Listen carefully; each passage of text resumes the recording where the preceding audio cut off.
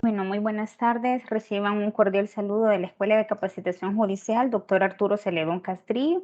Les agradecemos su puntualidad en unirse en nuestra conferencia, ¿verdad? La cual va a ser impartida por nuestro invitado, nuestro capacitador, doctor Mario René Mancía Varillas.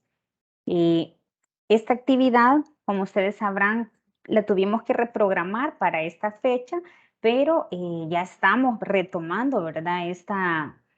Nuestra videoconferencia, ¿verdad? Que estamos pues recibiendo con el apoyo de la Secretaría de Asuntos Ambientales del Tratado de Libre Comercio entre República Dominicana, Centroamérica y Estados Unidos. Así que, doctor Mario René, muchas gracias siempre por todo el apoyo que nos ha brindado a lo largo de todos estos webinarios que nos han impartido junto con Marco Tulio. Así que el objetivo brevemente que el doctor va a desarrollar en este webinario, el cual hemos denominado Cumplimiento de la legislación ambiental, participación ciudadana, acceso a la información y justiciabilidad ambiental, tiene como objetivo general examinar la normativa ambiental y su respectivo cumplimiento, hacer reflexiones sobre la participación ciudadana en la toma de decisiones en asuntos ambientales, y el acceso a la información pública y a la justicia ambiental. Como les mencionaba, ¿verdad? El doctor Mario René nos ha acompañado en varios webinarios. Él es el director general de la Secretaría de Asuntos Ambientales, es sociólogo, es doctor en Derecho de la Universidad Mariano Galvez de Guatemala, es notario con maestría en Derecho Constitucional, experto universitario en investigación científica y proyectos, entre otros, ¿verdad? Estudios y entre lo que más se puede resaltar brevemente de su hoja de vida. Entonces, doctor, para no robarle muchos minutos de esta actividad, es suyo el espacio, siempre recordarles a nuestros capacitando, ¿verdad? Que ya este es un grupo, ¿verdad? Que hemos venido desarrollando diferentes webinarios desde febrero de este año, invitarlos a que se sigan conectando de una manera ininterrumpida para que al finalizar este ciclo puedan, pues, junto a la Secretaría les podamos otorgar el diploma de participación. Y recordarles que siempre el ingeniero Roberto, ¿verdad? Que nos apoya de aula virtual, les mande el link para que usted ahí registre, no en el chat, sino en esa lista puedan ustedes poner sus datos y quede ya debidamente acreditada su asistencia a esta actividad. Doctor Mancía puede proyectar y siempre al finalizar su actividad damos el espacio para las preguntas y respuestas, ya sea que usted las retome del chat o mi persona se las lea, ¿verdad? O las personas también puedan abrir sus micrófonos, previamente levanten la mano ya que es un grupo cerrado y ahí el ingeniero Morales las habilita para que puedan tener una interacción con usted. Muchísimas gracias, mi querida licenciada. Pues muchísimas gracias. La verdad, todos, quiera que no, tiende ya a ser bastante cansado, digamos, el tema de la virtualidad. De suerte ya estamos regresando poco a poco a los trabajos presenciales. Les cuento que con los colegas de la Escuela Judicial de Honduras ya empezamos a hacer algunas actividades presenciales en San Pedro y en Tegucigalpa. Pues de ahí nos vamos a coordinar con la escuela si podemos hacer algo también ya en San Salvador. Pues bueno, Excelente. estamos hoy con una charla, déjenme hacer compartirles el documento, bueno, seguramente no se mira de momento, voy a ir a ver si ya la presentación.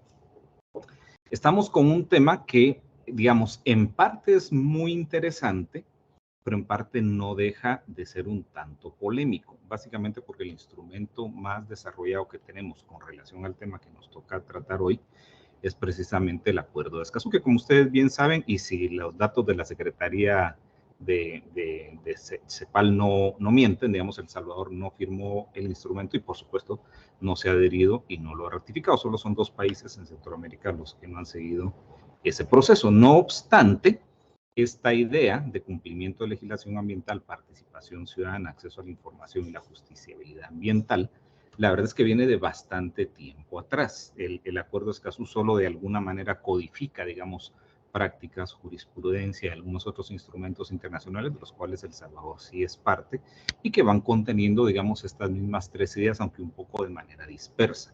La presentación de hoy va a ser muy enfocada en el acuerdo de Escazú precisamente por esa característica de codificación que tiene el acuerdo con relación a estos elementos, que de todas maneras ustedes muy bien pueden dar seguimiento en otros instrumentos internacionales, que mencionaré algunos a lo largo de la charla de hoy. Muy bien, primero platiquemos un poco, ¿verdad? De dónde viene esta idea de acceso a la información, participación pública y acceso a la justicia, diagonal justicia ambiental. Viene de una transición que se hace básicamente después de la Segunda Guerra Mundial y tiene que ver con esa transición del constitucionalismo clásico liberal al constitucionalismo social.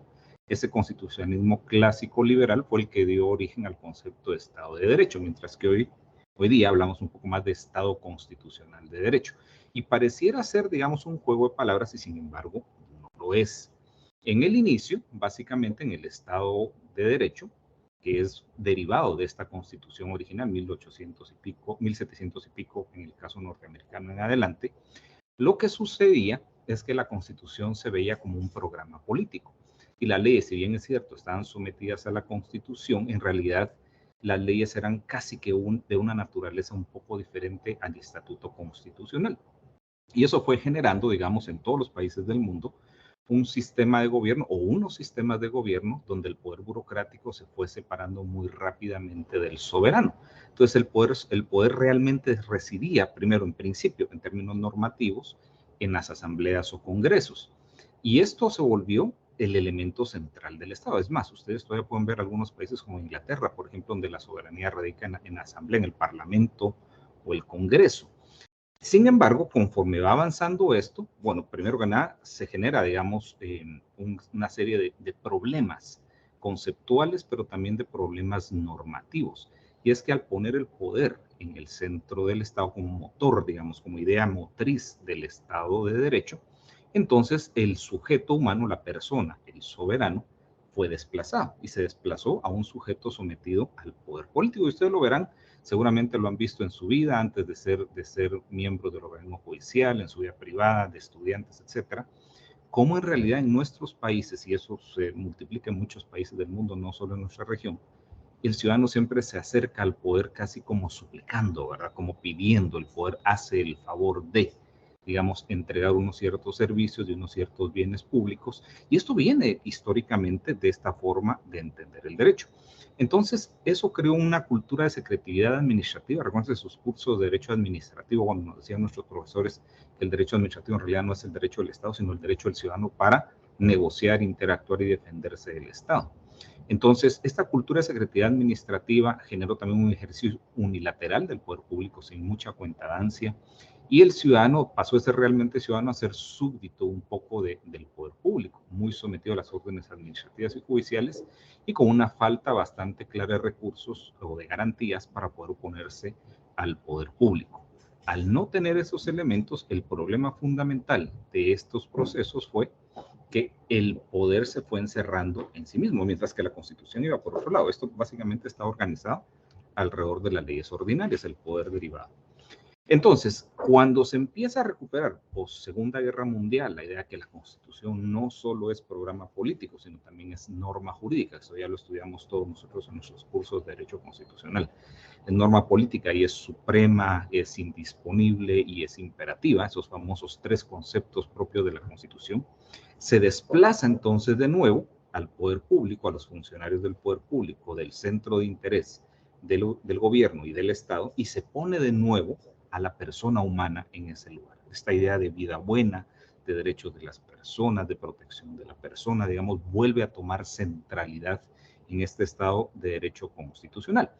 Y eso empieza a generar una serie de cambios que no han sido sencillos y en los cuales todavía estamos de alguna manera comprometidos y que todavía estamos empujando, digamos, en diferentes ritmos y en diferentes estados en todos los países de América, para concretarnos a América, aunque obviamente esto se pudiera predicar de casi todo el mundo. ¿Cuáles son esos cambios? Primero, redescubrir, poner en la mesa de nuevo que la administración pública en principio debe estar al servicio del ciudadano, debe ser transparente y debe ser accesible. Ustedes ya esto ya les empieza a sonar, solo que está disperso. Recuerden ustedes los últimos 20 años en Centroamérica, El Salvador en particular, esta idea de ser transparente y responsable de la administración pública, los cambios en las leyes administrativas, etcétera, etcétera. También que el ejercicio del poder debe ser, el ejercicio del poder público, por supuesto, debe ser limitado y debe ser controlado. Que el ciudadano puede ejercer ese control de las órdenes administrativas y judiciales y que se le reconoce que tiene un conjunto de recursos en sentido procesal, pero también de recursos legales en sentido más genérico, y garantías constitucionales para acceder a la justicia, para oponerse al poder público y participar de una manera un poco más contundente, digamos, en la construcción de la democracia y de la república. Entonces la Constitución recupera de alguna manera o intenta recuperar esos principios, en particular el de imperatividad y el de indisponibilidad. Y entonces vuelve a poner, por lo menos teóricamente, al poder público al servicio de las personas. Ahora, esto por supuesto, estoy hablando aquí de un tema muy general que influye en muchas cosas, cambios en las leyes procesales, esa transición que en varios países de Centroamérica se dan del sistema inquisitivo al sistema acusatorio no penal, por ejemplo, todas las leyes de acceso a la información pública, ley de transparencia, códigos de ética en los organismos judiciales. Todo esto es producto, digamos, de este proceso y esas y algunas otras cosas más. Entonces, recuperar la centralidad de la persona genera unas ciertas implicaciones en torno a estos tres elementos que nos interesan: la participación, el acceso a la información y el acceso a la justicia en materia ambiental, aunque por supuesto eso es participación, acceso a la justicia y acceso a la información se da en todos los campos. En el marco de este diplomado nos interesa un poco más, obviamente, la materia ambiental. Entonces, esto implica la creación, primero la demanda y luego la creación de unos mecanismos legales que son imperativos y accesibles porque devienen de la Constitución, de estos principios constitucionales, y que permiten la participación del ciudadano en decisiones de interés público, el acceso irrestricto a la información pública y el acceso a una justicia independiente, pronta y cumplida. En el ámbito nacional, eso se creó o se llevó a cabo o se está llevando a cabo, porque la verdad es que no ha terminado todavía, por vía, en algunos casos, de reforma constitucional o inclusive de sustitución constitucional. En los últimos 2 días fue rechazada la nueva constitución chilena, sin embargo, vale la pena que ustedes le den una mirada especialmente a estos 3 elementos, cómo están plasmados en ese proyecto de constitución. O pueden darle una mirada a la Constitución Dominicana 2010, reformada en 2011 o 2012 por ahí, y van a ver ustedes cómo muchas constituciones empiezan a incorporar estos elementos, ya sea por vía de sustitución o por vía de reforma. Pero el otro elemento a nivel nacional, donde se refleja esta transición del Estado de Derecho al Estado de Derecho constitucional, es mediante las leyes de acceso a la información pública. En algunos países estas leyes, por ejemplo, van acompañadas de verdaderas procuradurías independientes para la gestión de la información pública. Ahora, lo interesante es que en los países esto se ha manejado descodificado. Acceso a la información pública por un lado, acceso a la participación por otro y acceso a la justicia por otro, a leyes de mejora de la justicia, por ejemplo, ¿verdad? Entonces, lo cual también nos lleva a que a nivel internacional ha tenido impacto, porque también a medida en que se transita hacia el Estado constitucional de derecho, el derecho internacional recibe, digamos, de alguna manera la influencia de estos grandes procesos. ¿Y cómo lo vamos a ver? Fundamentalmente en la jurisprudencia de las Cortes. Ustedes pueden ver la Corte Interamericana de Derechos Humanos, la Corte Europea de Derechos Humanos, la Corte Internacional de Justicia, etcétera, inclusive hasta los tribunales arbitrales, hasta en materia comercial, han ido incorporando de nuevo, de manera descodificada, estos nuevos 3 derechos, ¿verdad? Eso es bien importante darle seguimiento. El primer instrumento donde se puede claramente identificar algunos de estos elementos es el convenio 169 de la OIT sobre pueblos indígenas y tribales de 1989. Y miren qué interesante, esto es inclusive anterior a 1992, que es el antecedente en materia ambiental, ¿verdad? La Declaración de Río de 1992, la cual contiene en el principio 10 por primera vez codificado o por lo menos sintetizado conceptualmente la articulación de estos 3 elementos. Por cierto, este instrumento sí fue firmado por El Salvador el 21 de febrero de 2014. Entonces, aquel proceso histórico, político, jurídico de las 2 láminas anteriores básicamente va a tomar cuerpo nacional e internacionalmente en estos grandes procesos. Hay muchos más detalles, por supuesto, pero si ustedes tienen en mente esto, les va a ayudar muy bien. Entonces, nuestro antecedente directo principal en materia ambiental es precisamente la Declaración de Río. Dice la Declaración de Río, en su principio 10, que el mejor modo de tratar las cuestiones ambientales es con la participación de todos los ciudadanos interesados en el nivel que corresponda. Ojo que participación aquí va a tener 2 grandes elementos. Uno es precisamente la participación en sentido material dentro del proceso de toma de decisiones, pero esta requiere, por supuesto, una información previa, digamos, un cierto nivel de consentimiento para participar en el proceso, pero también para dar su visto bueno, su aprobación a los diferentes procesos, ¿verdad? Ahora dice que en el plano nacional, siempre el principio 10, toda persona debería tener acceso adecuado a la información sobre el medio ambiente, de la cual dispongan las autoridades públicas. Esto genera una obligación de información para las autoridades que manejan temas ambientales. Y esto incluye información sobre los materiales y las actividades que encierran peligro en sus comunidades, así como las oportunidades de participar en los procesos de adopción de decisiones. Aunque no lo tengo aquí en las láminas de esta presentación, tengan presente que esta idea de este segundo párrafo ustedes ya la van a encontrar en algunos instrumentos internacionales de los cuales El Salvador sí es parte. Por ejemplo, la Convención de Basilea, la Convención de Berna, etcétera, sobre contaminantes orgánicos persistentes, sobre tránsito de materiales peligrosos. Todo esto ya contiene, digamos, estas obligaciones. Sigue estableciendo el principio 10 que los estados deberán facilitar y fomentar la sensibilización y la participación de la población, poniendo la información a disposición de todos. Deberá proporcionarse acceso efectivo a los procedimientos judiciales y administrativos, entre estos el resarcimiento de daños y recursos pertinentes. Esta última parte, por cierto, tiene que ver con la justiciabilidad y, como vamos a ver un poco más adelante, también con la reparación del daño ambiental, que es un reto, es un campo nuevo, interesante, y es un reto para el derecho de daños, porque el derecho de daños típicamente está basado en el daño civil. Esto va un poco más allá del daño civil.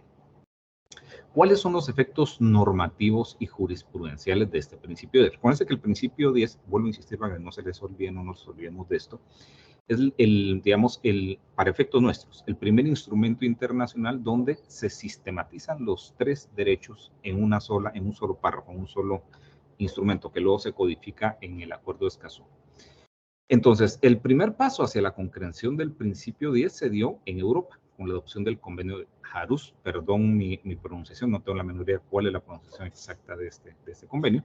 Y este es el convenio sobre el acceso a la información, la participación del público en la toma de decisiones y el acceso a la justicia en materia de medio ambiente. Sucedió el 25 de junio de 98. La mayoría de ustedes, especialmente aquellos que son jueces y les toca conocer temas ambientales, sería importante que conozcan, que exploren un poco la jurisprudencia en esta materia del Tribunal Europeo de Derechos Humanos. Recuérdense que cada día es más aceptado este diálogo intercortes, en el cual vamos aprendiendo los elementos analíticos y jurisprudenciales de los diferentes casos que son sometidos a conocimiento de las Cortes. Entonces, es bien importante darle una leída a esto. Luego, entonces, por supuesto, hace 2 años, la América Latina y el Caribe acordamos el acuerdo regional sobre acceso a la información, la participación pública, el acceso a la justicia en asuntos ambientales. Este es el famoso Acuerdo de Escazú, que es el nombre cortito y que se adopta en recuerdo de la provincia costarricense donde se firmó este instrumento. Y la Corte Interamericana de Derechos Humanos, previo a estos instrumentos, pero también posterior a estos instrumentos, y de manera un tanto dispersa, lo mismo que sucedía previamente antes de Escazú con estos 3 elementos, ha hecho suyos tanto los derechos como los principios y ha emitido jurisprudencia al respecto. Ustedes van a ir viendo cómo se va volviendo progresivamente más consciente el análisis, la argumentación, la fundamentación y la resolución de casos concretos en la Corte Interamericana de Derechos Humanos, donde se incorporan estas materias. Y como vimos en las 2-3 sesiones previas, obviamente, por virtud de su opinión consultiva 23-2017, entiende que esos instrumentos son instrumentos de derechos humanos. Ya vamos a ver cómo en la penúltima lámina de la presentación de hoy vamos a ver qué implicaciones tiene esta idea con el Acuerdo de Escazú. ¿Cuáles los elementos más importantes del Acuerdo de Escazú? Primero, pareciera ser que su objetivo, el artículo 1, establece 2 grandes dimensiones, una que podemos denominar dimensión sustantiva y una que podemos denominar dimensión formal o procesal. La primera es la garantía de la implementación plena y efectiva de 3 derechos: el derecho de acceso a la participación en asuntos ambientales, el derecho a la información, al acceso a la información en asuntos ambientales y el derecho del acceso a la justicia en materia ambiental. Y la segunda, la creación y el fortalecimiento de capacidades de cooperación en el marco de un derecho ambiental, de un derecho a un ambiente sano y el desarrollo sostenible. Por cierto, este último elemento, no me acuerdo si lo compartí, si no, mi querida Lic Romero, por favor me recuerde si los comparto. En las últimas 2 o 3 semanas, la Asamblea General de Naciones Unidas se reunió en Nueva York y ya hizo un reconocimiento internacional para todas las Naciones Unidas de este derecho en particular. Les puedo compartir la resolución pertinente. El acuerdo tiene 27 artículos, los cuales están integrados en los siguientes bloques temáticos. Principios, el artículo 3, acceso a la información ambiental, artículos 5 y 6, participación pública en los procesos de toma de decisiones está en el artículo 7, acceso a la justicia en asuntos ambientales, que es básicamente lo que nos interesa un poco más con ustedes hoy, el artículo 8, defensores de los derechos humanos en asuntos ambientales, artículo 9, implementación de capacidades y cooperación, artículos 10 al 14, órganos, mecanismos institucionales del 15 al 17 y su último contenido son las normas o mecanismos procedimentales que están desde el 16 hasta el 26. Entonces se dan cuenta, lo más importante en términos de contenido, pudiéramos decir que se desarrolla hasta el artículo 3. De en adelante estamos hablando, hasta el artículo 8. De en adelante estamos hablando de la parte puramente instrumental o institucional o procesal del acuerdo. Son los dos grandes componentes del mismo. ¿Cómo se formó este tratado? Bueno, en principio se empezó a desarrollar, digamos, 2 años de reuniones preparatorias. Se desarrollaron 9 reuniones de negociación y obviamente se abrió el periodo de firma y ratificación de 2018 al año pasado, 2021. Y el periodo en vigor de adhesión para quienes no habían ratificado de 2021, porque el tratado queda abierto, digamos, a la adhesión de cualquier país. De nuestra región, 6 de 8 países firmaron y de esos solamente 2 han ratificado el tratado. Aquí están las fechas, ustedes pueden ver muy fácilmente en verde los países de nuestra región que firmaron y luego en la segunda columna van a encontrar los únicos 2 países que han ratificado, que es Panamá y Nicaragua. Cuando hablamos de ratificación y de entrada en vigor, y hay una penúltima lámina que vamos a ver sobre un debate que es creo el que les va a interesar más a ustedes como jueces, está vigente o no y si nos interesa o no nos interesa el contenido del tratado. Pero digamos el artículo 21 establece que el acuerdo estará abierto para la firma de todos los países de América Latina y el Caribe. Hay un listado en anexo 1 en la sede de Naciones Unidas en Nueva York del 27 de septiembre al 26 de septiembre de 2020. Es decir, ya se cerró el periodo de firma. ¿Qué significa? Los países constituyentes del instrumento. Cualquier país posterior a 2020 se puede adherir al tratado. El acuerdo, una vez firmado por un país, digamos, estará sujeto en cuanto a su ratificación, aprobación, aceptación, etcétera, según los procedimientos de cada país. Y este va a estar abierto el proceso de ratificación para los países que lo hayan firmado, ¿verdad? Entra en vigor, dice el tratado, en cuando el 90º día, contado a partir de la fecha en que haya sido depositado el 11º instrumento de ratificación, el 11º instrumento de ratificación, aceptación, aprobación o adhesión. Voy a regresar un poquito y se van a dar cuenta que ya está vigente el tratado. Ya hay más de 11 países que han ratificado el tratado. El tratado es del tipo de tratados que no admite reservas, es decir, o se aprueba por la Asamblea en su totalidad o se rechaza en su totalidad. Ahora entremos un poquito en materia. Los primeros 2 derechos, el derecho de acceso y el derecho de participación, lo voy a tocar muy ligeramente porque obviamente, si bien es cierto les interesa a ustedes, les interesa un poquito más a la administración pública del Ejecutivo, porque son ellos los que tienen más conexión, digamos, con el derecho a petición en materia administrativa con los ciudadanos. A ustedes, por supuesto, les interesa un poquito con más acento la parte de justiciabilidad o acceso a la justicia ambiental. Establece entonces el acuerdo los 2 elementos que ya vimos, ¿verdad? Garantiza la garantía plena y efectiva de que en la región del tratado se va a garantizar los derechos de acceso a la información ambiental, participación pública en procesos de toma de decisiones y el acceso a la justicia.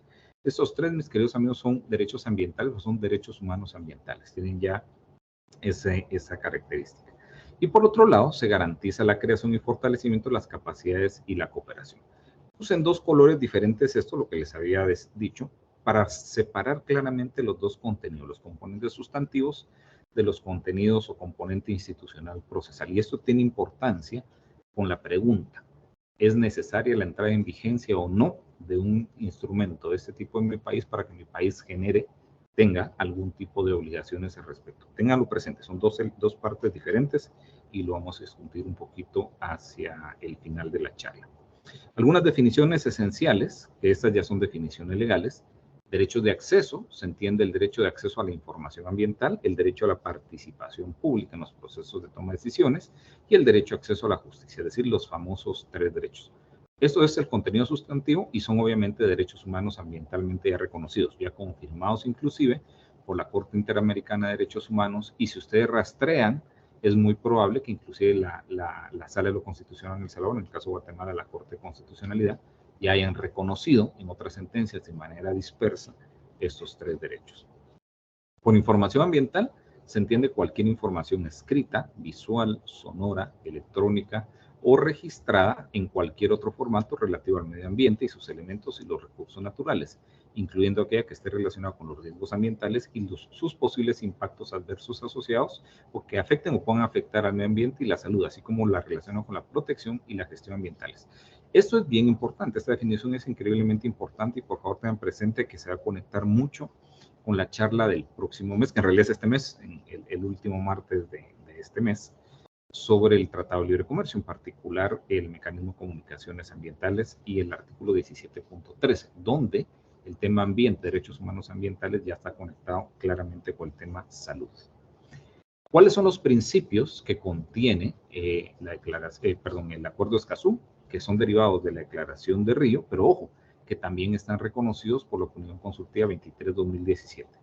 El principio de igualdad y principio de no discriminación, el principio de transparencia y principio de rendición de cuentas, principio de no regresión y principio de progresividad, no regresión y progresividad en materia ambiental, ¿verdad?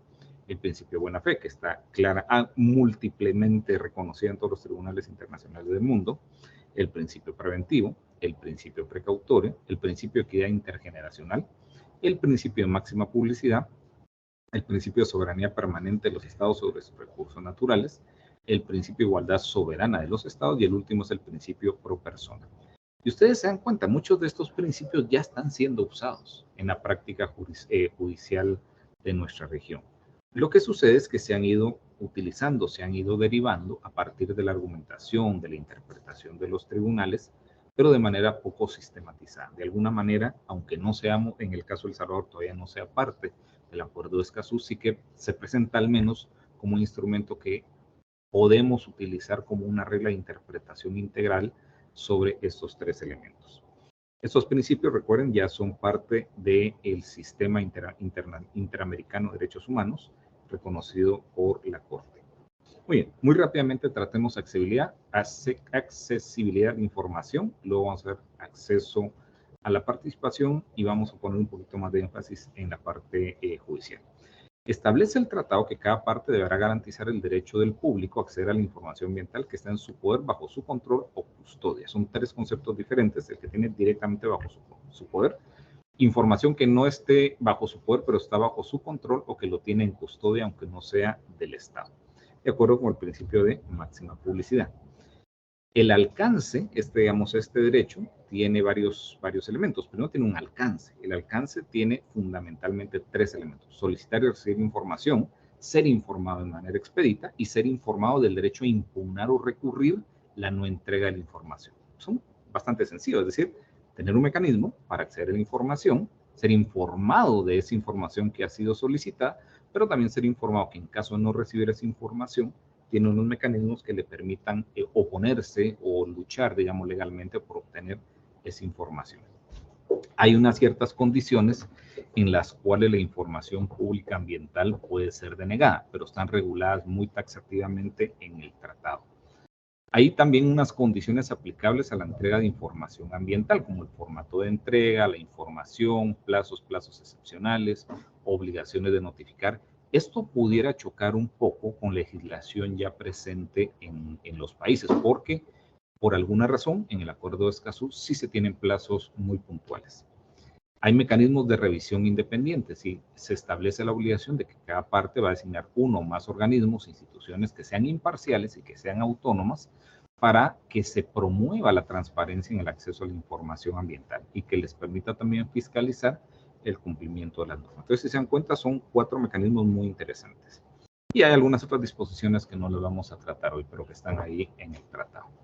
En materia de participación, que ojo, esto se desdobla en varios elementos, entre ellos el derecho previo a, digamos, ser partícipe de una decisión, dar un consentimiento, estar previamente informado sobre ese consentimiento. Cada parte debe asegurar, establece el tratado, el derecho a participar del público y para ello se compromete a implementar una participación abierta e inclusiva en procesos de toma de decisiones. Eso incluye, digamos, a poblaciones más desfavorecidas, por poner un ejemplo, poblaciones pobres, personas con discapacidades, etcétera, etcétera, ¿no? Cada parte, por cierto, este primer elemento inmediatamente conecta tanto el marco legal nacional como las obligaciones internacionales en esta materia. Ya les mencioné por ahí el 189, pero hay otros instrumentos internacionales que también contienen disposiciones relativas a la participación. Cada parte tiene que garantizar mecanismos de participación del público en los procesos de toma de decisiones. Ojo que no es solo consultar.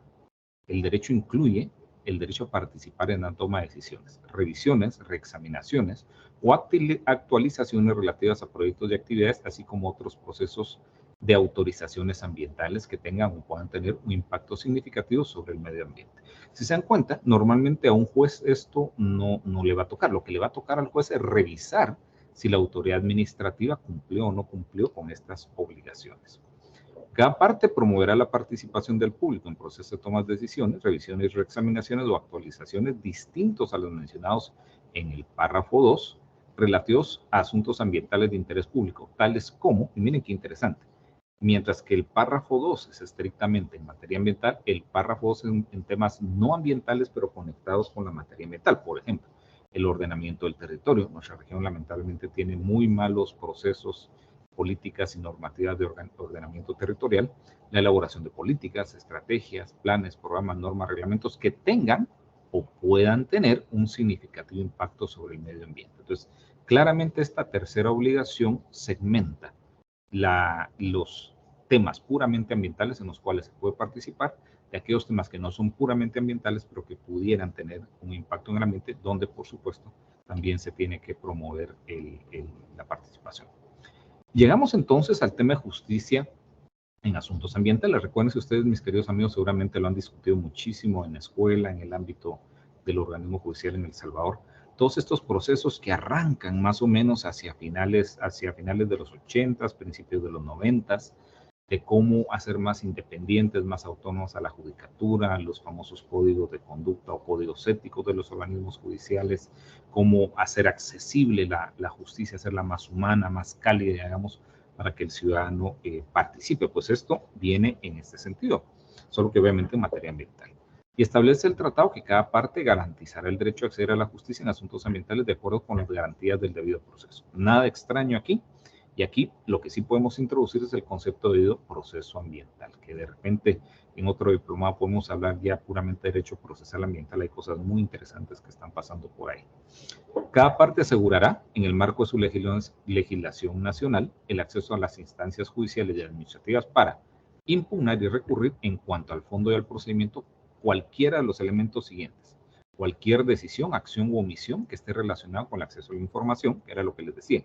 A usted no les va a tocar tramitar procesos de acceso a la información o a la participación, sino les tocará adjudicar si la autoridad administrativa competente, obligada, facilitó, puso a disposición este derecho a las personas. Cualquier decisión y acción o omisión relacionada con la participación pública, cualquier otra decisión o acción que afecte o pueda afectar de manera adversa el medio ambiente o contravenir normas jurídicas relacionadas con el medio ambiente. Y para garantizar el derecho, ese derecho que tiene, digamos, estas dimensiones, estas tres dimensiones, cada parte tiene, dependiendo de sus circunstancias, obviamente, obligación de contar con órganos estatales competentes con acceso a conocimientos especializados en materia ambiental. En el caso de ustedes, yo, si no estoy mal y ustedes me corrigen, se ha ido consolidando progresivamente la judicatura especializada en materia ambiental en el ramo administrativo. Probablemente en el futuro deseen abrir judicatura ambiental en ramo penal, ramo civil, qué sé yo. Órganos ya mucho más especializados en esta materia. Procedimientos efectivos, oportunos, públicos, transparentes y parciales y sin costos prohibitivos. Ese es puramente el tema de accesibilidad, especialmente tomando en cuenta las circunstancias económicas de nuestra población. Legitimación activa, esto es bien importante. Recuérdense ustedes que cuando hablamos en materia procesal, no importa si es penal, civil, siempre recurrimos a aquella idea, nacida muy del derecho romano, de la legitimación en causa y la legitimación en el proceso, ¿verdad? Aquí lo ambiental básicamente dice no tiene sentido estos elementos porque el ambiente es un bien común, es un bien colectivo, es un bien compartido y por consiguiente la legitimación, es decir, el derecho de las personas para acceder, para acudir al tribunal en demanda de justicia, tiene que ser la más amplia posible, ¿verdad? Estamos hablando de una legitimación activa en la defensa del medio ambiente, de tal manera que eso reta mucho algunas concepciones clásicas que tenemos de la legitimación en el campo procesal. Obviamente está amarrado un poco a la legislación nacional, pero el mandato de ampliación de la legitimación es claro en el tratado y en otros instrumentos. La posibilidad de disponer de medidas cautelares y provisionales para, entre otros fines, prevenir, hacer cesar, mitigar o recomponer daños al medio ambiente. Esto implica dos cosas. Una es la relectura de las disposiciones que ya tienen nuestros códigos procesales en materia de medidas cautelares para ver cuáles de ellas pueden ser usadas, interpretadas en clave ambiental. Y otra, que no les corresponde a ustedes, sino que le correspondería a la legislatura, es ir creando estas medidas cautelares y provisionales ya puramente ambientales para ponerlas a disposición de la judicatura.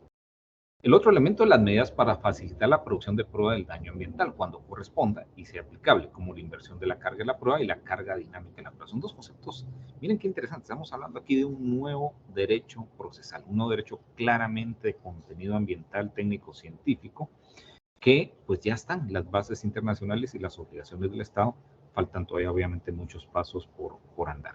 ¿Qué nos dice este último ítem que estamos revisando? En principio, que debiéramos ir creando, por ejemplo, en las instituciones encargadas de la producción de la prueba científica por parte del Estado, unidades especializadas en materia ambiental, de tal manera que se pueda producir efectivamente prueba del daño ambiental, porque estamos aplicando instrumentos de la criminología clásica a una criminología muy particular que es la criminología ambiental.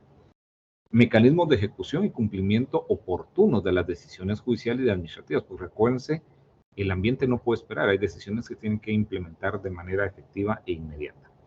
Este elemento ya lo mencioné unas 3 o 4 láminas previamente, el tema de la reparación en daño ambiental.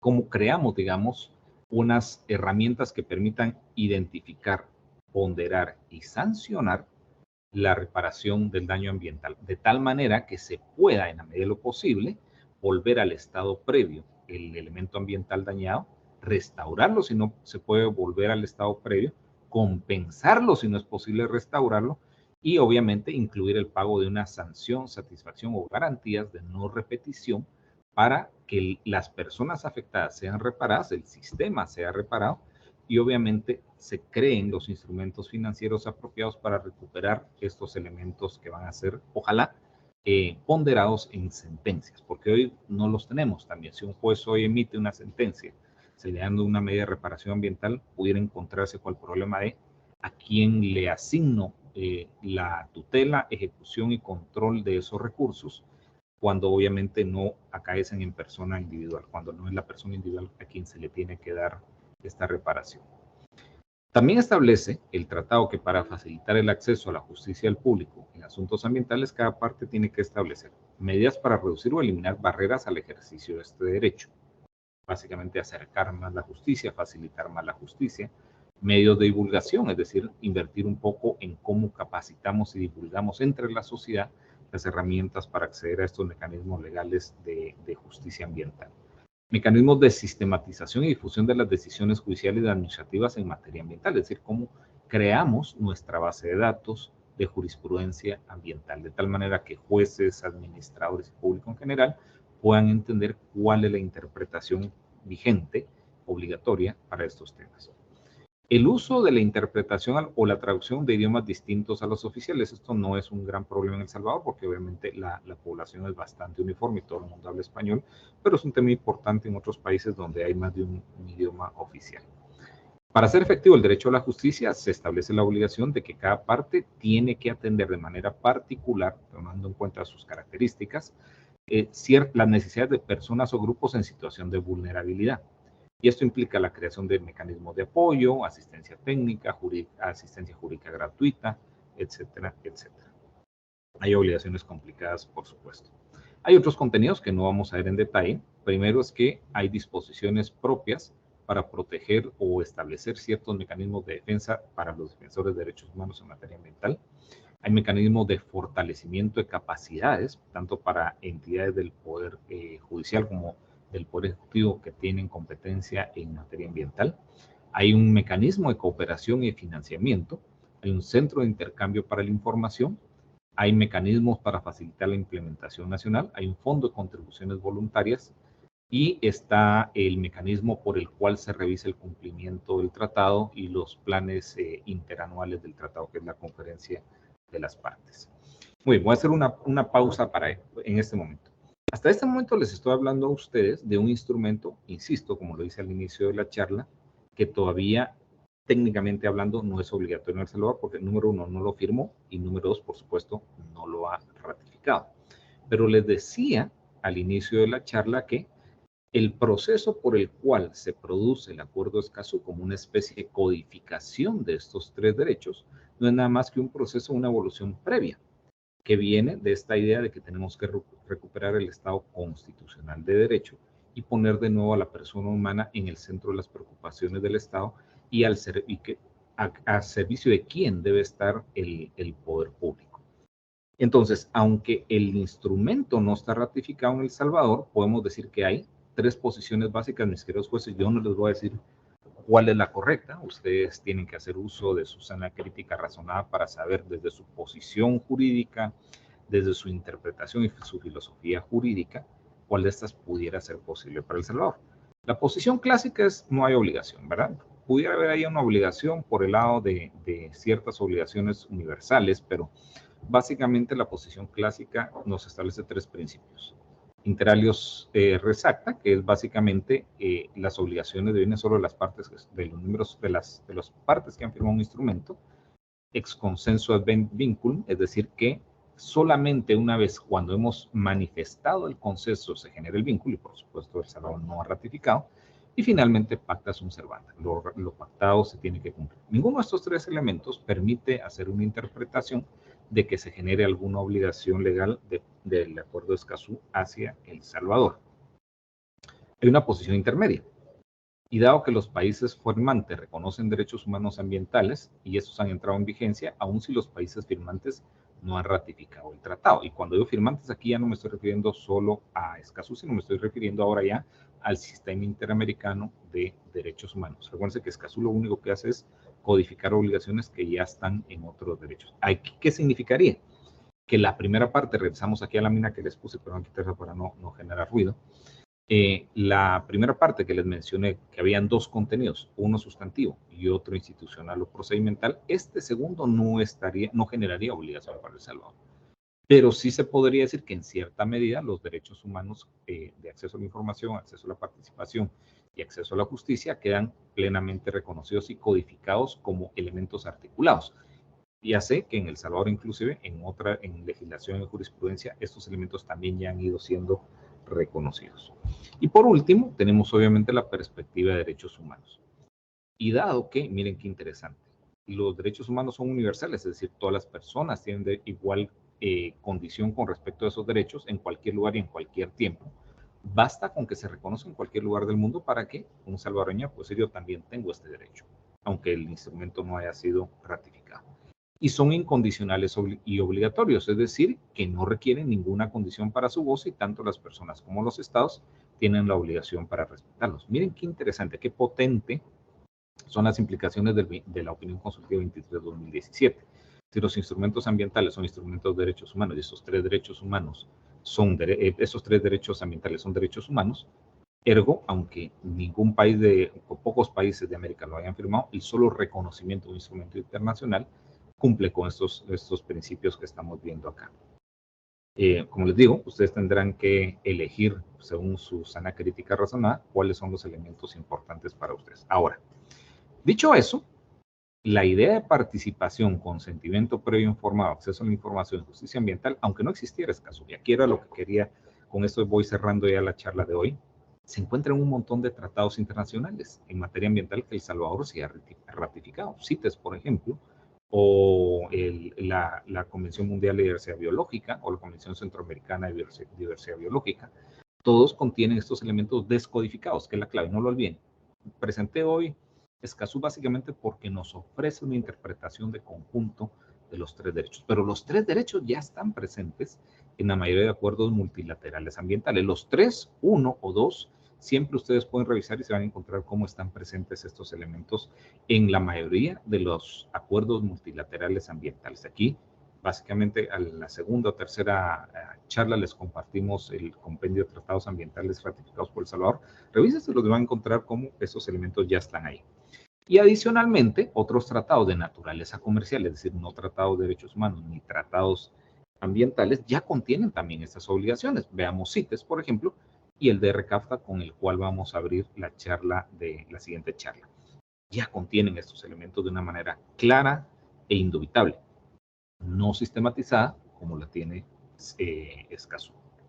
Entonces, el siguiente tema es que vamos a ver si esto es cierto, es lo que les estoy compartiendo. Nos vamos a enfocar en uno solo de los tratados. Les queda a ustedes, mis queridos amigos, hacer lecturas de los acuerdos multilaterales ambientales y preguntarse dónde en este tratado me establece la obligación de nación, de Estado, de parte del tratado, de asegurar derecho a la participación, derecho al acceso a la información y derecho a la justicia. Nos vamos a enfocar solo en uno, el DR-CAFTA.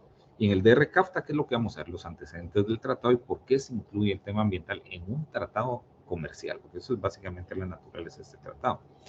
Luego, la obligación principal de las partes, un elemento que espero que no se pierdan, que es sumamente rico, lo pueden empezar a leer ya en el artículo 17.13 del tratado, la definición legal del concepto de legislación ambiental, que amplía este tratado para todos los países partes de aquí. El Salvador sí está obligado a entender legalmente en adjudicatura, en administración, en cualquier otro campo, de manera amplia este concepto de legislación ambiental. Y vamos a cerrar la próxima semana con el mecanismo de comunicaciones ambientales como una forma de participación pública, acceso a la información y acceso a la justicia ambiental. Muy bien. Lo dejo entonces para abrir, cabal, con un poquito menos de 10 minutos para que terminemos, para abrir el periodo de preguntas y respuestas, mi querida Carla. Muchas gracias, doctor. Muy interesante todos los aportes que usted tan gentilmente siempre nos ha ilustrado, ¿verdad? Con este webinario. Y pues el espacio es de nuestros capacitandos para que puedan pues ampliar alguna de los aspectos que usted tan puntualmente, pero a la vez tan completo nos ha explicado, ¿verdad? Y solamente recordarles, porque veo que siempre en el chat están registrando su asistencia, ¿verdad? Hacerles énfasis que siempre deben de hacerlo a través del respectivo formulario, que es el que también se comparte con la Secretaría de Asuntos Ambientales. Tienen el espacio, ¿verdad? Tal vez, ya que hay varios jueces que nos acompañan, sobre todo de paz, sería importante pues conocer, reflexionar sobre el último elemento que el doctor Mancilla nos hacía referencia, ¿verdad? ¿Cuál de las 3 posturas? Hacer, ¿verdad?, una reflexión a cuál de ellos, ya que pues usted ha sido bien enfático y todos nosotros conocemos de que no tenemos pues, no está ratificado, pero pues tenemos diversa normativa, la cual también nos obliga. Así que sería interesante escuchar la participación de alguno de los jueces o juezas que nos acompañan en esta actividad para ver cuál es la postura, ¿verdad? Y generar un poco pues el intercambio con nuestro ponente. Sería O de genial. igual, sería genial escucharlos, ¿verdad? Así que ahí tienen el espacio. No sean tímidos, que miren que siempre la Carla me los afama, dice que son Ah, súper sí, participativos. sí, sí, de hecho ya les mandamos la presentación ahí, Okay. ya les cayó a sus correos para que puedan ahí también ver las 3 posiciones que usted nos mencionaba, doctor, si se adhieren a la posición clásica, a la posición intermedia o a esa perspectiva de derechos humanos, pues la cual usted también nos punteaba brevemente, ¿verdad? Y los exhorta Claro, a que claro. sigan investigando. También la vez pasada tocamos la opinión consultiva, también se les compartió, así como todas las presentaciones, creo que una está pendiente, pero casi siempre el material también se les comparte con el objetivo que puedan ampliar pues esta hora que ustedes pues nos dan ahí algunos insumos, doctor. Y mientras se animan, Ajá. les insisto, por favor revisen la última resolución de la Asamblea General de Naciones Unidas, donde ya se reconoce definitivamente el derecho humano a un ambiente sano y ecológicamente equilibrado. Y si no estoy mal, creo que no hubieron votos en contra, solo hubo un par de ausencias, pero básicamente casi que por unanimidad la aprobación en el seno del Consejo. denle una miradita, está muy interesante y si les cae un caso, ahí ustedes van a tener argumentos interpretativos para utilizar en su motivación judicial. Excelente, doctor, muchas gracias. Bueno, veamos si hay alguna duda, ¿verdad? De manera puntual que quieran ampliar. Y si no ya tienen hambre, ya gana de almuerzo. Sí, así es. Ahí también nos comparte nuestra querida jueza, ¿verdad? La licenciada Corbera, de que le da las gracias y pues que va a seguir, ¿verdad? Estudiando la temática.